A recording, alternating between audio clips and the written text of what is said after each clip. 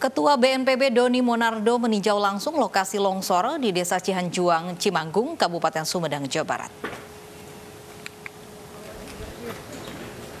Bersama jajaran Ketua BNPB Doni Monardo meninjau lokasi dan upaya evakuasi korban longsor di Desa Cihanjuang, Cimanggung, Kabupaten Sumedang, Jawa Barat. Kepala BNPB memimpin operasi evakuasi dan pencarian korban longsor yang menyebabkan 11 orang tewas dan belasan lainnya terluka. Hingga saat ini upaya pencarian korban masih terus berlangsung.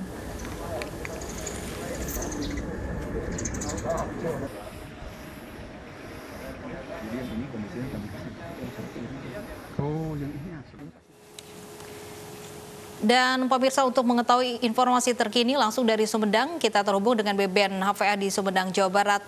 Beben, apakah proses pencarian korban longsor masih terus berlangsung? Hari ini pencarian masih terus dilakukan, petugas melakukan BNPB, Basarnas, TNI, Polri di lokasi kejadian di Desa Cihanjuang, Kecamatan Cimanggung, Sumedang, Jawa Barat. Baru saja dilakukan peninjauan oleh Kepala BNPB Doni Monardo, Polda Jabar, Gubernur Jawa Barat, Bupati Sumedang melakukan peninjauan ke lokasi kejadian yang berada di Desa Cihanjuang. Saat ini masih dilakukan pencarian dengan menggunakan alat berat eskavator serta anjing katak karena masih ada korban lainnya yang tertimbun di reruntuhan material longsoran yang bisa dilaporkan saat ini. Beben, apakah ada penemuan korban baru pada hari ini? Baru ditemukan satu orang yang baru dievakuasi oleh tim Basarnas. Jadi jumlah saat ini 11 diketahui meninggal artinya. Sementara selamat. Baik. Beben, kita terus menantikan bagaimana update evakuasi terkini langsung dari lokasi longsor di Sumedang. Terima kasih Beben atas laporannya. Pemirsa, kita ke informasi lain. Gara-gara baju, seorang ibu asal Desa Banjarsari, Demak, Jawa Tengah dipolisikan anak kandungnya. Walau sudah 5 kali polisi mendamaikan kasus ini, si anak tetap bersikukuh ingin memenjarakan ibu kandungnya.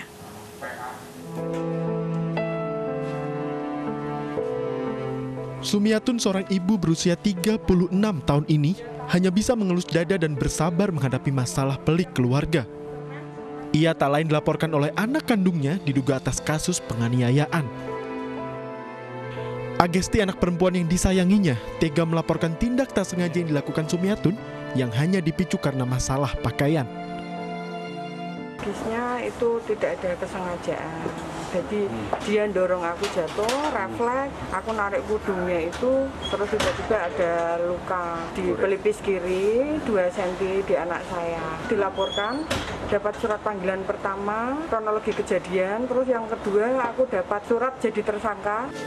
Sejak peristiwa tersebut, Sumiatun dilaporkan polisi. Dan pada Jumat sore, Sumiatun yang sudah berstatus sebagai tersangka secara resmi ditahan oleh Polres Demak. Itu hanya untuk proses penyidikan tahap 2-nya itu biar selesai kaitannya perkara penganiayaan yang dilakukan ibunya terhadap anaknya tersebut sampai anak tersebut mengalami trauma dalam hal perkara ini. Kepolisian sempat mendamaikan pertikaian ibu dan anak ini. Namun 5 kali upaya mediasi yang dilakukan petugas ditolak oleh Ages. Hingga korban membuat surat pernyataan resmi untuk memproses hukum ibunya. Dari Demak, Jawa Tengah, Sukma Wijaya, MNC ulangi. Dari Demak, Jawa Tengah, Sukma Wijaya, MNC Media melaporkan. Pemirsa, viral kepala bayi lonjong karena dokter melakukan vakum di saat proses persalinan. Terkadang alat vakum yang digunakan dapat meninggalkan jejak dan kondisi tersebut disebut caput. Di jagat media sosial, viral video bentuk kepala bayi lonjong ke atas karena proses kelahiran si kecil yang susah keluar. Sehingga dokter melakukan vakum atau forceps yang membuat kepala bayi menjadi lonjong. Bayi dilahirkan dengan tulang tengkorak yang masih lunak dan sambungan antar tulang tengkorak yang masih fleksibel. Hal ini membuat kepala bayi dapat berubah bentuk.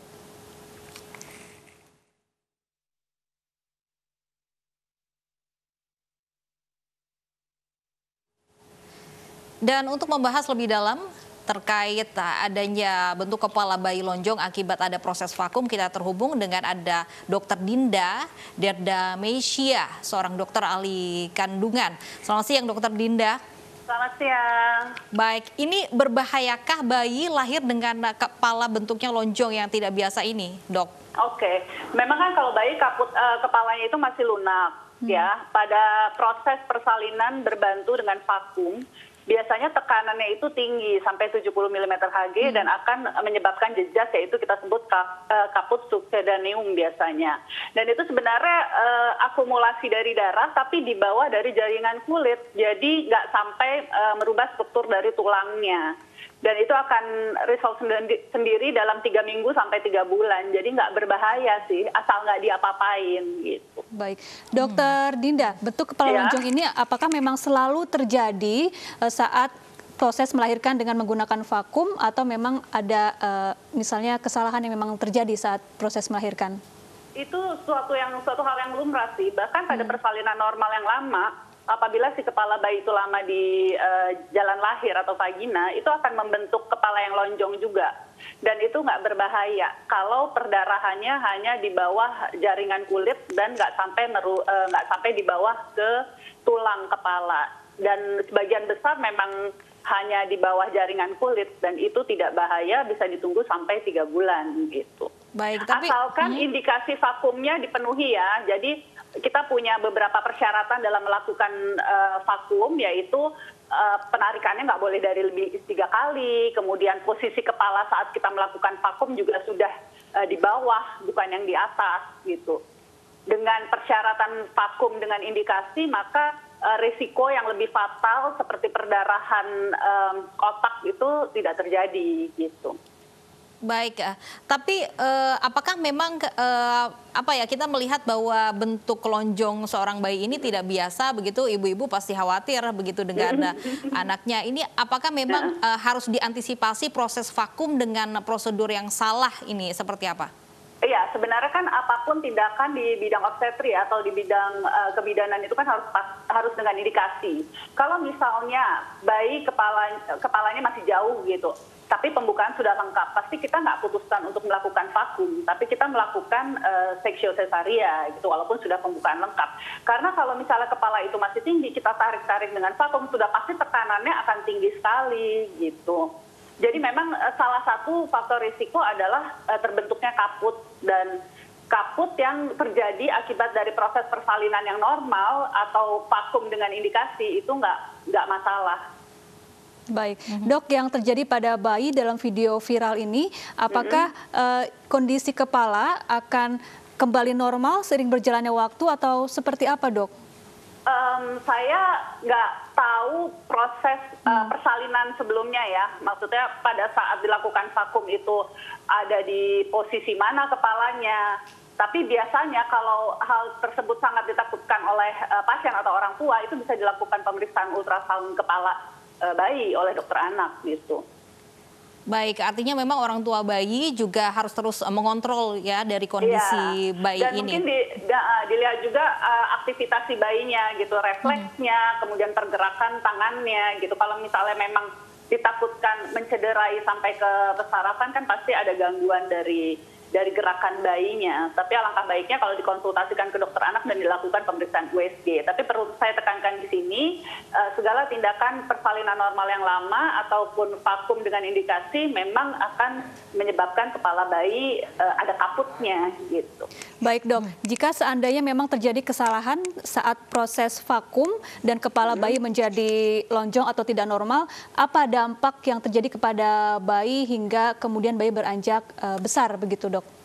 Sebenarnya kalau misalnya semua dengan indikasi dan aman-aman saja, maksudnya pasti tindakan tersebut kan untuk menyelamatkan si bayi dulu kan. Kenapa seorang dokter obgyn akan melakukan tindakan vakum? Itu kan pasti sesuai dengan indikasi. Berarti misalnya denyut jantung si bayi sudah mulai turun gitu. Itu sebenarnya resikonya hanya pada penumpukan atau akumulasi darah di bawah jaringan kulit aja. Jadi nggak sampai yang fatal. Baik ya, semoga memang bayi yang viral ini, yang kepalanya berbentuk lonjong ini, semoga cepat pulih begitu dan tidak berdampak untuk kesehatan bayi sendiri. Terima kasih Dokter Dinda atas informasinya.